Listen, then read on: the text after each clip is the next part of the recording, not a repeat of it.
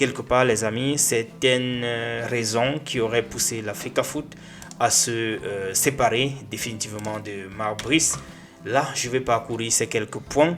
Nous avons ici en numéro 1 le refus manifeste d'assister à certaines séances de travail convoquées par la FECAFOOT. En numéro 2, nous avons la publication de la liste des joueurs et l'organisation de conférences de presse sans l'autorisation préalable au mépris et en violation des procédures usuelles de la FECAFOOT.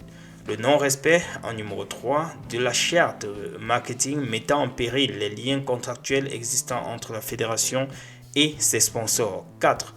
La transmission de la liste des joueurs présélectionnés sans indication des clubs auxquels ils appartiennent. 5. Le refus de communiquer ses programmes d'entraînement. 6. Le refus de communiquer les rapports à l'issue des rencontres internationales. 7.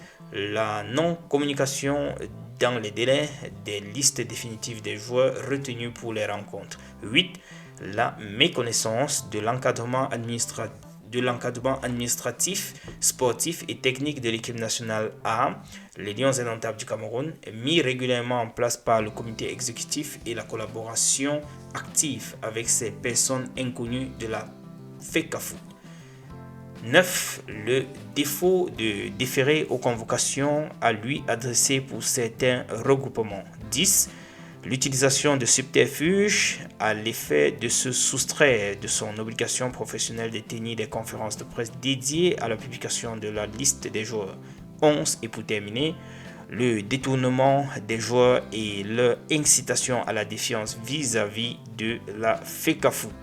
Alors les amis, nous avons également un petit bonus considérant que les manquements professionnels sus évoqués, dont la récidive est avérée, ont manifestement perturbé la performance et l'image des Lions indomptables du Cameroun.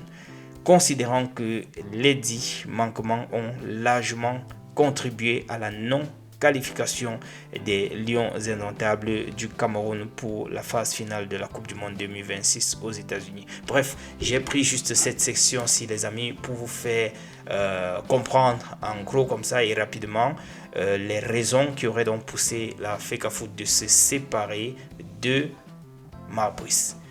Je vous souhaite une bonne soirée et retrouvons-nous demain pour les prochains updates. On est ensemble. Ciao, ciao.